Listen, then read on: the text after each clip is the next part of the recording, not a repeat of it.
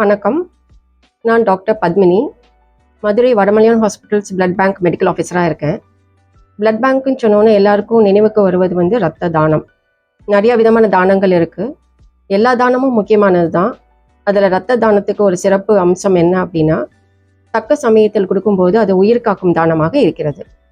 ஒவ்வொரு வருடமும் June 14th world blood donors டேவை செலிப்ரேட் பண்ணுறோம்.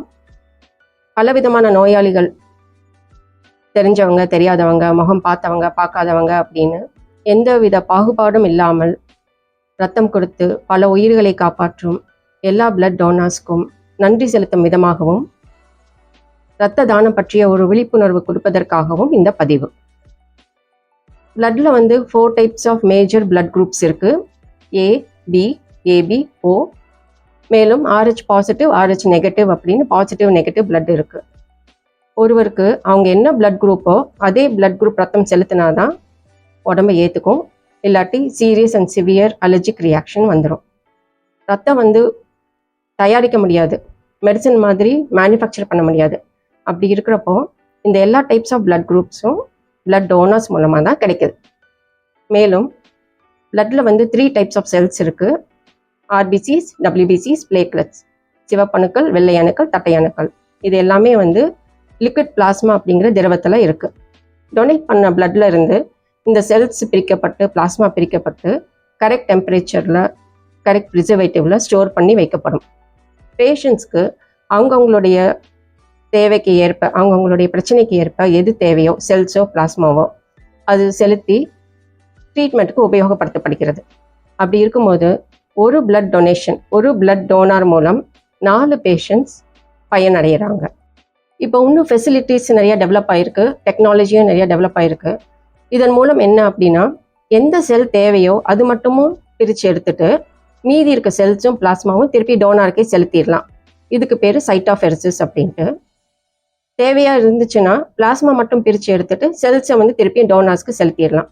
இது வந்து பிளாஸ்மா ஃபெரிசிஸ் அப்படின்னு சொல்கிறோம்.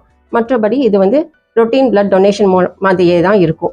இப்போ யாரெல்லாம் பிளட் டொனேட் பண்ணலாம் அப்படின்னு பார்த்தா, ஆண்கள், பெண்கள் 18 வயது முதல் 60 வயது வரை ஆரோக்கியமாக இருக்கிற யார் வேணாலும் பிளட் டொனேட் பண்ணலாம். பிளட் டொனேட் பண்ணுறப்போ பிபி பல்ஸ் நார்மலாக இருக்கணும். வெயிட் வந்து 45 kgsக்கு மேலே இருக்கணும். ஹீமோக்ளோபின் 12.5க்கு மேலே இருக்கணும். எந்தவித இன்ஃபெக்ஷனும் இருக்கக்கூடாது. உள்ளுறுப்புகள் ஆரோக்கியமானதாக இருக்க வேண்டும். பிளட் டொனேஷன் தானம் பண்ண வருவதற்கு முன் பிளட் டோனர்ஸ் எப்படி வரணும் அப்படின்னா, நல்லா உணவு அருந்திட்டு ரிலாக்ஸ்டாக ரெஸ்ட் எடுத்துகிட்டு வரணும். ஹெவியான ஒர்க் எதுவும் செய்யாமல் வந்தாங்கன்னா பிளட் டொனேட் பண்ணதுக்கப்புறம் அவங்களுக்கு டயர்டாக ஃபீல் பண்ண மாட்டாங்க. அதுவும் இல்லாமல் ட்ரிங்க்ஸு, ஸ்மோக்கிங், ட்ரக்ஸ் போன்றவை எடுக்காமல் வந்திருக்கணும். பிளட் டொனேட் பண்ணதுக்கப்புறமும் நல்லா சாப்பிட்டுக்கணும். ஜூஸ், தண்ணி அப்படின்னு நிறையா எடுத்துக்கலாம். மற்றபடி அவங்க ரொட்டீன் வேலைகள் செய்யலாம். அன்றைக்கி ஒரு நாள் மட்டும் கொஞ்சம் ஹெவி ஒர்க், ஸ்ட்ரெயின் பண்ணி டயர்ட் ஆகிற மாதிரி எதுவும் செய்யாமல் இருந்தால் அவங்களுக்கு பாதுகாப்பானது.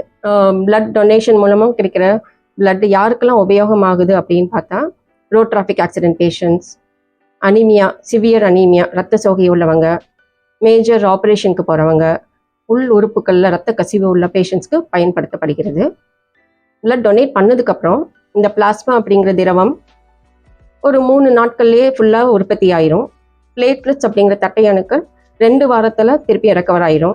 ஆர்பிசிஸ் அப்படிங்கிற சிவப்பணுக்கள் 3 மாதங்கள் ஆகும். இதை கணக்கில் கொண்டு தான் வந்து ஆண்கள் 3 மாதத்திற்கு ஒரு முறையும், பெண்கள் அவங்க பாதுகாப்புக்காக 4 மாதத்திற்கு ஒரு முறையும் பிளட் டொனேட் பண்ணலாம். ஒவ்வொரு தடவையும் டொனேட் பண்ணுறப்போ ஒரு 350 ml பிளட் தான் எடுக்கப்படும். இதற்கு வந்து ஒரு 10 to 12 minutes தான் ஆகும்.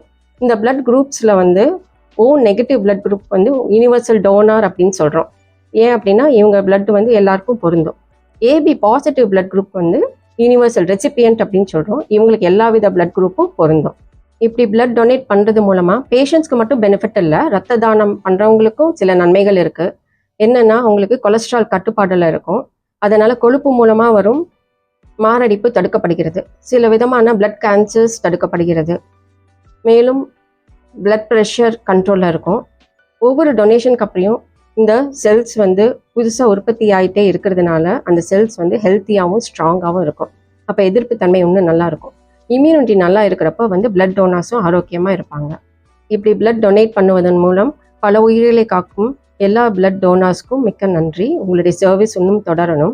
அதேபோல் இன்னும் நிறைய பேர் வந்து வாலண்டரியாக இரத்த தானம் செய்ய முன் வர வேண்டும். அதன் மூலம் இன்னும் நிறையா பேஷண்ட்ஸோட உயிர் காப்பாற்றப்பட வேண்டும். Best wishes to all the blood donors. Thank you.